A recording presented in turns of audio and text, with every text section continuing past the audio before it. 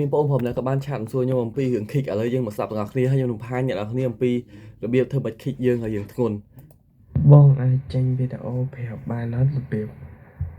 យើងធ្វើមិនរបៀបថាធ្វើឲ្យបត់យើងលើ kick ប្រូហ៎បងយើងស្ដាប់មកវាលេច kick ហ្មងដូចធឹបហ្មងលេងបត់ខ្ញុំទោះបីចង់ទៅឡើងសលេង kick ប៉ុណ្ណាក៏ដោយក៏ស្ដាប់មករបៀបដូចថាអត់សូវលើ kick ទេបងស្រាលហើយវាអត់ប្រូហើយរបៀបវាអត់មុតណាបើយល់របៀបចឹងអូខេទី1ខ្ញុំចង់ប្រាប់អ្នកនរគ្នាសម្រាប់ក្នុងការធ្វើ kick ឲ្យបានធ្ងន់ទី1អ្នកនរគ្នាត្រូវតែស្វែងរក sample ណាដែលមាន high quality sample ណាដែល quality ល្អយើងស្ដាប់ទៅច្បាស់ហើយ clean ហើយអុកធ្ងន់ការជ្រើសរើស sample គឺជាគោលការណ៍សំខាន់បំផុតនៅក្នុងការធ្វើចម្រៀងបើសិនជាអ្នកនរគ្នារើស sample អត់ល្អរើស sample ដែលអត់មាន quality ចម្រៀងរបស់យើងក៏ទៅតាម quality ដែរដូចខ្ញុំនិយាយដដែលថាគ្រឹះរបស់យើងល្អភ្លេងរបស់យើងពេល final អស់ក៏ល្អដែរទី1អ្នកនរគ្នាត្រូវមាន high quality sample ទី2បងប្អូនត្រូវទៅរើស kick ណាដែល relate ជាមួយ key បទចម្រៀងដែលយើងធ្វើឧទាហរណ៍ថាបើសិនជាបងប្អូនធ្វើបទចម្រៀងនៅក្នុង key អក្សរ G អ្នកនរគ្នាត្រូវទៅរក kick ណានៅក្នុងអក្សរ G បើសិនជា kick អក្សរ G អត់មានទេអ្នកនរគ្នាអាចទៅរក kick មួយណាដែលនៅ root note family របស់ key របស់យើងបើសិនបងប្អូនធ្វើបទចម្រៀងអក្សរ D រក kick អក្សរ D អត់បានទៅរក kick អក្សរ G ឬក៏ kick អក្សរអីដែលវា relate ជាមួយគ្នាអញ្ចឹងពីរហ្នឹងគឺជាគោលដំបូងដែលយើងត្រូវយល់ដឹងបន្ទាប់មកទី3ខ្ញុំនឹងបង្ហាញអ្នកនរគ្នាក្នុងការប្រើប្រាស់ plugin អ្នកនរគ្នាអាចស្ដាប់បាន kick គឺមានច្រើនប្រភេទមែនតើអញ្ចឹងយើងត្រូវរើសឃើញអត់វាមាន kick ខ្លះស្រាល kick ខ្លះធ្ងន់ហើយអ្នកនរគ្នាត្រូវដឹងថាប្រភេទចម្រៀងមួយណាដែលយើងធ្វើចង្វាក់មួយណាដែលយើងធ្វើហើយមួយវិញទៀតត្រូវដឹងថាចេះ kick មួយណាដែលយើងចង់បានអារម្មណ៍ចម្រៀងរបស់យើងចង់បានពេលដែល final ទៅយើងចង់បានភ្លេងរបស់យើងបែបម៉េចនេះ kick ហើយនេះគឺជា kick ដែលខ្ញុំរើស kick នេះគឺ kick ដែលខ្ញុំស្រឡាញ់មែនតើហើយអ្វីបងប្អូនត្រូវដឹង kick របស់យើងគឺមិនមែនឲ្យតែវាព្រោះហើយយើងយកមកដាក់យកហ្មងទេគឺយើងមានត្រូវការ EQ ពេលខ្លះអ្នកនរគ្នា EQ ខ្ញុំឡើងទៅដល់របៀបអញ្ចេះគ្រាន់តែ kick មួយ EQ ឡើងមកជួចេះហើយបើខ្ញុំថែមអីផ្សេងទៀតសំខាន់នៅលើត្រចៀកយើងកែច្នៃយើងចង់បាន kick របស់យើងប្រភេទណាសេរីពេលដែល EQ ខ្ញុំចង់ប្រាប់អ្នកនរគ្នានេះគឺគេដាក់យើងមើលនេះចន្លោះនេះមកគឺសាប់ពីចន្លោះសាប់នេះមកដល់នេះគឺបាសពីចន្លោះនេះមកគឺ mid range អានេះ low mid អានេះ mid range អានេះ high អូនយើង play មកយើងស្ដាប់កន្លែងណាដែលស្ទើឧទាហរណ៍ថាខ្ញុំចង់បានសាប់ថែមឧទាហរណ៍ខ្ញុំចង់បានសាប់ថែមខ្ញុំសេរី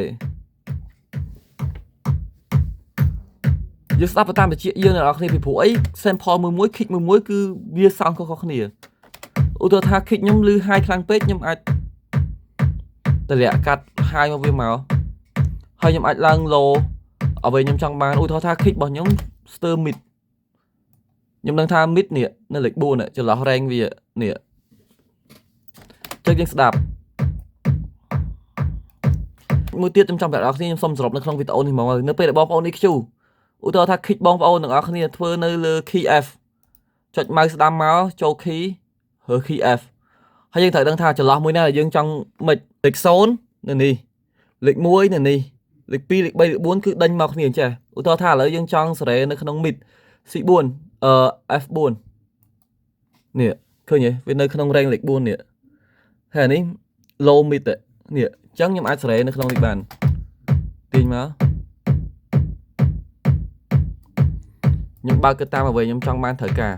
បងប្អូនទាំងអស់គ្នាមកដាក់ plugin មួយដែលមានឈ្មោះថា Patcher អានេះ secret sauce របស់ខ្ញុំអ្នកនរគ្នាខ្ញុំប្រាប់តិចនិចមួយដែលខ្ញុំអត់ដែលបានប្រាប់អ្នកនរគ្នាបន្ទាប់ពីយើងចូលមកចឹងហើយថ្ងៃក្រោយខ្ញុំនឹងបរៀនអ្នកនរគ្នាអំពីការប្រើប្រាស់នេះឥឡូវនេះខ្ញុំអត់ទាន់ប្រាប់អ្នកនរគ្នាខ្ញុំប្រៀបរបៀប kick សិនម៉ៅស្ដាំមកចូលមកកន្លែង Edge Julian មកបន្ទាប់មកអ្នកនរគ្នាឃើញហើយ plugin ច្រើនមែនតើនៅលក្ខក្នុងហ្នឹងប៉ុន្តែខ្ញុំសូមលើកយកអ្នកនរគ្នាអំពីការប្រើប្រាស់ kick នេះចុច bass drum មក boom អ្នកនរគ្នាមាន secret sauce មួយហើយអ្នកនរគ្នាចង់សេរីអីសាប់បាសចង់ឲ្យវាវ៉ាមចង់ឲ្យវាមាន skin ខ្លាំង kick ខ្លាំង clap អីក្នុងហ្នឹង clap ហ្នឹងមិនមែន clap អាយើងដាក់ clap ក្នុងចម្រៀងទេណា clap នៅក្នុង kick ឲ្យវា sound ថាក់វាជាមួយខ្ញុំបើកឲ្យស្ដាប់បងប្អូនស្ទើសាប់បងប្អូនទីសាប់មកបងប្អូនស្ទើបាស mid នេះបងប្អូនចង់ឲ្យវាវ៉ាមខ្មែរយើងកក់ក្ដៅខ្ញុំមិនដឹងដែររបៀបចេះនិយាយទៅយើងសេរីតាមជាយើងស្ដាប់អូខេនេះ skin នេះ អានេះដូចលឺសលេងនៅក្នុងប្រអប់ចឹងណា Kick យើង Directive នេះ clear បែបថាក់ខ្ញុំប្រាប់នេះសលេង output នេះបានឃើញខ្ញុំប្រាប់អំពី secret sauce របស់ខ្ញុំដែលខ្ញុំប្រើគ្រប់ពេលហើយអ្នកនរគ្នាអាចយកពី plugin ទៅប្រើបានប៉ុន្តែបើសិនជាបងប្អូន kick បងប្អូនអរគ្នាត្រូវការ compress ត្រូវការ saturate ត្រូវការអីអានឹងបងប្អូនអាចដាក់អីដែលបងប្អូនត្រូវការដាក់ខ្ញុំគ្រាន់តែផាន secret sauce ដែលបងប្អូនក៏បានសួរហើយធ្វើឲ្យ kick តាន់ធ្វើ kick ធ្ងន់ហើយត្រូវចាំមួយទៀតថានៅពេលដែលយើង compress kick